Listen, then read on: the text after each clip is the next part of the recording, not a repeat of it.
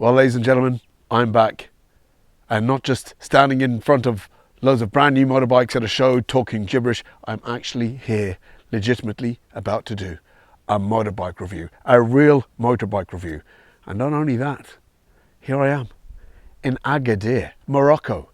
I've come all the way to Agadir to do this review. Now, you might be thinking, what? Who has flown that fool all the way to Agadir? Is he there for KTM, for Ducati, for Aprilia? Oh no, I'm here for this. The Honda Transalp XL600V something or other.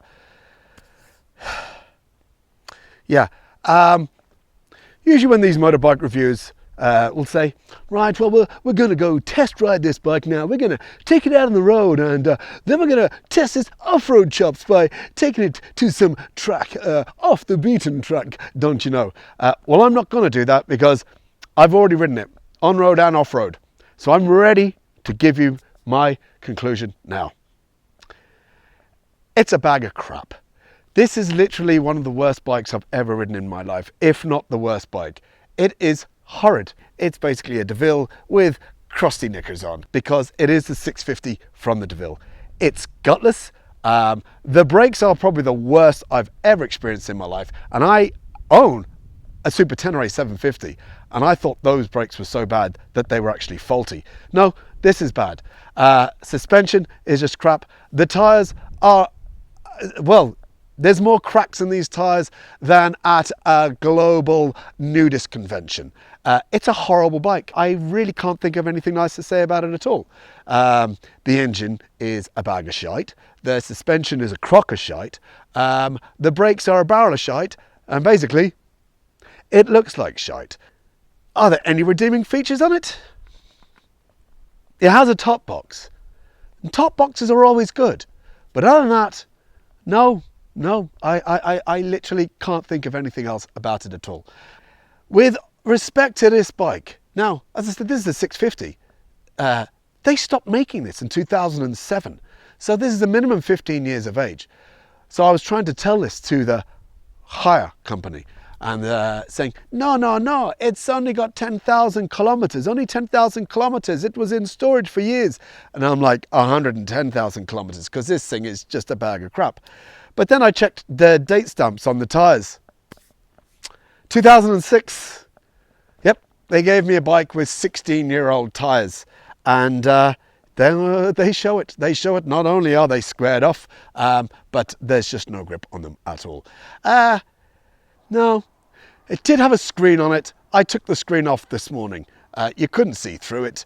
It was just dark brown and scratched up to hell. Plus the amount of wind it actually buffeted was unreal. I stood up and I had to get above the screen and I had less wind buffeting. Plus the fact when I checked the video footage from yesterday, you couldn't really see anything. So I took it off just so I could have a better view of the road for you. Now I have taken this bike on the road and off-road. In its defense, it was a lot more capable off-road than I thought. You know, still didn't inspire me with confidence. When I'm on it, there was 123 kilometer stretch and it was proper off-roading. So it wasn't terrible off-road. It did what it had to do, even though I was a little bit kind of gritting the teeth. I did actually touch my boot on the road, going around a left-hander. Don't ask me how. I don't know how I managed it. You know the way if you touch your boot or your peg down on the road, you know, you get a little bit of a little giggle out of it. When I did it, I got a little poo. Yeah, it was, that wasn't meant to happen. So I don't know. Maybe I am being a little unfair on this bike. It has 16-year-old tires, which are squared off. The suspension oil is probably 16 years old. No probably about it. It's definitely 16 years old as well. And I reckon the brake pads are probably 16 years old also. But other than that, it's horrible. And it just looks like shite. So, no, don't buy it. Don't get one. If you're given one for free, I'd get rid of it and get a bicycle. Or walk. But this is my first bike review. And I'm in Agadir in Morocco, and it's beautiful. And most of the roads are epic. And if I had a KTM 890 or a Multi V2 or a Tiger 660 or an 800, wouldn't even need an 800, 660, it would be just something with balls and brakes. You know, that's the simple thing to ask. This thing, Honda Transalp. Whoa, hold on. You're supposed to be a professional here. Where are the technical details? Well, I do apologise. It must have been that second glass of Pinot Grigio I was wafting from the balcony of my 5-star suite overlooking the Atlantic Ocean. So, to satisfy you anoraks out there, while trying to give the impression I know what I'm talking about, here are some of the specifications and history of this awful bike. Well, the XL600V Transalp was introduced in the year 2000 with the washing machine motor from a DeVille, producing a pounding 52 brake horsepower at a stratospheric 7,500 RPM. But what in the name of GS is you be doing up at 7.5k, I have no idea. Of more relevance, it thumps out 40 foot-pound of torque at 5,500 RPM, and in fairness to it, it certainly didn't seem like it was lacking in that department at low revs as I was trying to bash through the off-road sections. She's a heavy girl at around 218 kilos, but I only really felt this when trying to pull off on the rocky sections. I didn't feel it when it got going, so I'll give it that. Now in 2007 the bike was replaced with the XL600V Transalp, but if there was a corresponding DeVille 700 at the same time, I have no idea. I guess I could have looked it up on Google, but I couldn't be asked. Now with all that out of the way, I have to give the thing some credit where it is deserved, and that was for its off-road ability. It did actually have some. Surprisingly, it handled everything that was thrown at it without much of a sniff of protest at all.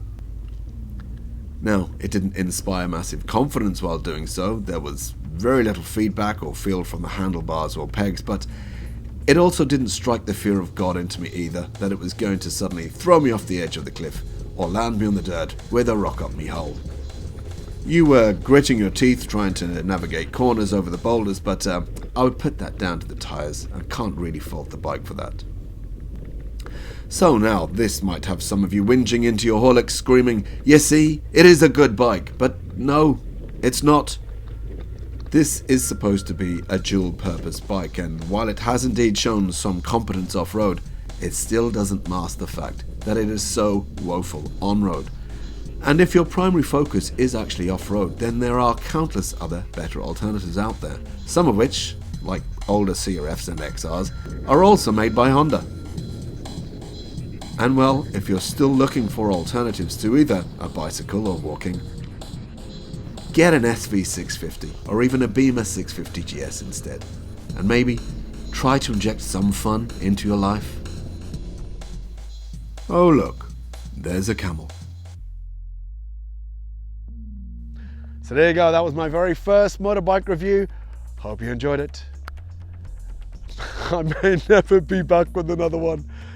Yeah, the beginning and the end of my career.